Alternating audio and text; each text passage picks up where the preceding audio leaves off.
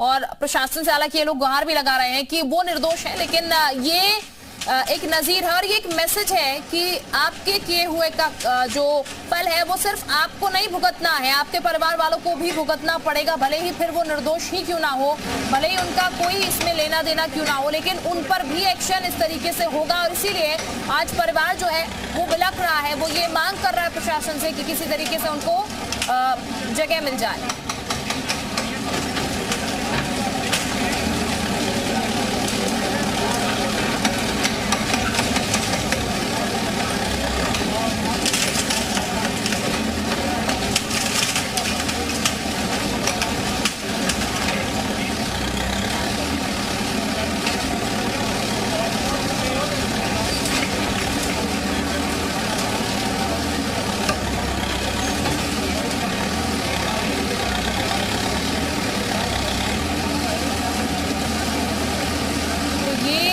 तस्वीर आप इस वक्त देख सकते हैं, गुलाम के घर पर बुलडोजर की कार्रवाई शुरू हो चुकी है। बाहर की तरफ जो दुकानें हैं वो दुकानें ध्वस्त की जा रही हैं और इसी तरफ गुलाम जो है वो रहता था। हालांकि उसका मेन एंट्रेंस से कोई लेना देना नहीं था, मेन दरवाजे से वो नहीं आता था, उसका एक अलग दरवाजा था। उसके परिवार की तरफ से साफ कहा गया कि वो काफी समय से अलग रहने लग गया था। 15 साल के बाद से उसकी जो गतिविधियां थी वो परिवार को भी समझ नहीं आ रही थी और परिवार से उसका संपर्क लगभग दूर ही था। और अब इस तरीके की कार्रवाई जो हो रही है वो उसके परिवार को भी भुगतनी पड़ रही है। भारी पुलिस फोर्स की मौजूदगी में यहाँ पर ये ध्वस्तीकरण की कार्रवाई की जा रही है और इसी तरीके से पीडीए की जो कार्रवाई है वो चलती रहेगी। तमाम जो ऐसे आरोपी हैं जो कि संलिप्त पाए जाएंगे, जिन्होंने अवैध तरीके से यहाँ पर निर्माण किए हैं, ये बिना पीडीए का नक्शा पास करवाए यहाँ पर निर्माण भी किया गया था और इसीलिए अब गुलाम के ये जो घर है उस पर कार्रवाई हो रही है। शूटर गुलाम जो कि उमेशपाल हत्याकांड में संलिप्त था और यही संलिप्तता इसको ले डूबी है। जिस तरीके के कृत्य उसके थे, माफियाओं के साथ कनेक्शन, माफियाओं के साथ रहना, शूटर वो उस गैंग में था। उमेशपाल हत्याकांड में उसकी बड़ी भूमिका है, नेपाल तक उसकी तलाश की जा रही है, लेकिन उसके पीछे अब ये देखिएगा परिवार को कितना सब भुगतना पड़ रहा है। और ये मैसेज है साफ साफ कि अगर उत्तर प्रदेश में आप इस तरीके की गतिविधियां करते हैं तो फिर आपके साथ साथ आपका परिवार भी भुगतेगा। और अभी ये कार्रवाई चल रही है, भारी पुलिस फोर्स तैनात है, आसपास के इलाके के जो लोग हैं वो यहाँ पर इकट्ठा हैं, वो भी इस कार्रवाई को देख रहे हैं। तमाम जो लोग हैं वो अपने आंखों से देख रहे हैं कि कैसे गलत का अंजाम जो है वो गलत ही होता है। और ये लोगों के लिए साफ साफ संदेश है उत्तर प्रदेश में। उत्तर प्रदेश में कानून व्यवस्था अगर आप तोड़ते हैं, उत्तर प्रदेश में कानून के खिलाफ अगर आप जाते हैं तो फिर कानून आपका मकान ध्वस्त कर देगा। कानून की जो कार्रवाई है वो उस तरीके से होगी, प्रशासन की जो कार्रवाई है वो उस तरीके से होगी। और ध्वस्तीकरण की कार्रवाई फिलहाल चल रही है। पीला पंजा पूरे मकान पर चलता हुआ जिसको अभी ध्वस्त किया जा रहा है, तोड़ा जा रहा है। ये तमाम दुकानें जो कि आगे की तरफ थी, पीछे की तरफ और घर है यहाँ पर बड़ा, लेकिन सबसे पहले शुरुआत आगे की तरफ से की गई है प्रयागराज में। और ये पूरी कार्रवाई तकरीबन 1 घंटे तक चलेगी ध्वस्तीकरण की। जितना बड़ा एक घर है उसको तोड़ने में तकरीबन लगभग ऐसा अंदाजा लगाया जा रहा है कि 1 घंटे का समय लग जाएगा। और भारी पुलिस फोर्स के बीच महिला पुलिस फोर्स भी है यहाँ पर, ताकि कोई अगर विरोध करता है तो फिर उसे रोका जा सके। हालांकि परिवार की तरफ से ये कहा जा रहा है कि वो हमेशा से इस तरीके की कार्रवाई के समर्थन में थे और इस तरीके की कार्रवाई होनी चाहिए ताकि खौफ जो है माफियाओं में बना रहे।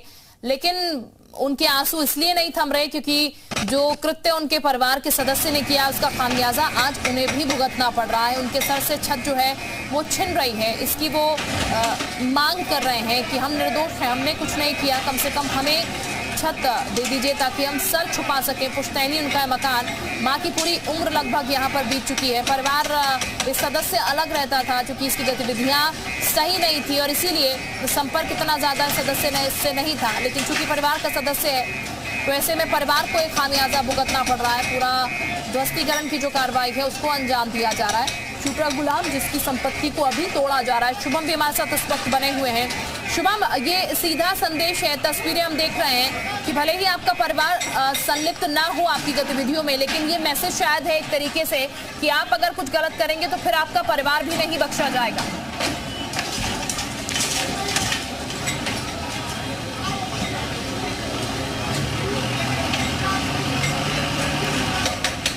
शुभम, आपको आवाज मिल रही है हमारी? शुभम तक शायद उस वक्त आवाज नहीं जा पा रही है, लेकिन आप तस्वीरों के माध्यम से जरूर देख पा रहे होंगे किस तरीके से इस पूरे मकान को तोड़ा जा रहा है। एक-एक करके जो दुकानें हैं उनको ध्वस्त किया जा रहा है। पूरा मकान तोड़ने की कार्रवाई इस वक्त चल रही है और ये तमाम दुकानें जो हैं कुछ ही देर में आपको जमींदोज नजर आएगी। यहाँ पर जो दुकानें बनी हुई थी मलबे में तब्दील हो जाएंगी पूरी तरीके से और इसको तोड़ा अभी इस वक्त जा रहा है। वही तस्वीरें इस वक्त हम आपको दिखा रहे हैं किस तरीके से ध्वस्तीकरण की जो पूरी कार्रवाई है वो यहाँ पर चल रही है प्रयागराज में। तो उमेश पाल हत्याकांड में एक एक कर यहाँ पर ये कार्रवाई हो रही है। 5 लाख का नाम शूटर गुलाम पर है। इनाम राशि जो है धीरे धीरे कर बढ़ती हुई 5 लाख तक पहुँच चुकी है। शूटर गुलाम का हालांकि अभी कोई पता नहीं है, उसको तलाशने की कोशिश लगातार चल रही है, लेकिन इस बीच उसके घर पर कार्रवाई हो रही है। मौके पर भारी पुलिस फोर्स जो है वो तैनात कर दिया गया है। उसकी संपत्ति को लेकर ये एक्शन हो रहा है। सुपर एक्सक्लूसिव खास ये तस्वीरें जो कि इस वक्त हम आपको दिखा रहे हैं, सीधी ये तस्वीरें कार्रवाई की। लाखारों आगे की 4 दुकानें थी, लगभग 300 वर्ग गज के आसपास का ये पूरा, जिसमें मोहम्मद गुलाम का जो घर और दुकानें उसमें बनी हुई थी, जिसको अब यहाँ पर प्रयागराज विकास प्राधिकरण की तरफ से तोड़ा जा रहा है। नक्शा पास नहीं होने की वजह बताई गई, जिसके बाद अब इन जो अवैध निर्माण थे उसको पूरी तरह से तोड़ा जा रहा है। अभी थोड़ी देर पहले हमने आपको दिखाया था कि उनकी माँ उनके भाई की तरफ से क्या क्या चीज़ें कहेंगी इस पूरी कार्रवाई पर। अब मैं आपको इस जो यहाँ से आपको व्यू दिखा रहा हूँ, सामने की तरफ आप देखिए कि काफ़ी बड़ी संख्या में लोग मौजूद हैं, भारी पुलिस बल तैनात है और लोग छतों पर हैं। ये देखिए अलग अलग जगहों पर लोग छतों पर इस पूरी कार्रवाई को देख रहे हैं और ये साफ तौर पर देखिए कि उत्तर प्रदेश में अगर किसी भी तरह से माफिया कानून व्यवस्था से खिलवाड़ करेंगे, उत्तर प्रदेश में अगर कानून व्यवस्था को बिगाड़ने का काम करेंगे तो उनका ठीक यही अर्श होने वाला है। जैसे कि आप देखिए कि सामने जेसीबी उन छतों को गिरा रही है, ठीक वैसे ही उनके मनोबल को भी उत्तर प्रदेश की योगी सरकार तोड़ने का काम करेगी। जैसे यहाँ पर इन दीवालों को तोड़ा जा रहा है, वैसे ही अतीक अहमद और उनके गुर्गों के लिए सबक है कि ठीक सामने उत्तर प्रदेश की जैसी योगी सरकार उनके मंसूबों को कुचलने का काम, उनको मिट्टी में मिलाने का काम, क्योंकि मुख्यमंत्री योगी आदित्यनाथ ने स्पष्ट तौर पर कहा था कि कोई भी अपराधी बख्शा नहीं जाएगा, उनके चाहे कोई भी उनसे जुड़ा हुआ कोई भी व्यक्ति अगर है तो उसको मिट्टी में मिलाने का काम किया जाएगा। उसी दिशा में ये कार्रवाई, उसी तरफ ये कार्रवाई, काफ़ी ज़्यादा प्रक्रिया अपने आप में लगभग ये बताया जा रहा है कि 1 से 1.5 घंटे का समय लगने की उम्मीद है, क्योंकि जो अब तक की कार्रवाई होती आई है उनमें 5-5, 4-4 घंटे का समय इस वजह से भी लगता था क्योंकि कई मंजिला इमारत होती थी। लेकिन ये सिर्फ ग्राउंड फ्लोर पे ही ये पूरा बना हुआ है। 4 दुकानें सामने, पीछे की तरफ गुलाम का परिवार रहता था। हालांकि गुलाम के परिवार का साफ तौर पर कहना है कि एक कमरे का गेट बाएं तरफ आगे दिया गया है, जहां से गुलाम अपने आने जाने का काम करता था, उसी गेट से आने जाने का रास्ता उसका हुआ करता था। सामने की तरफ देख सकते हैं कि जो बिजली कर्मी है उन्होंने पहले घर की बिजली काटी, जिसके बाद अब इस घर को तोड़ने का काम किया जा रहा है।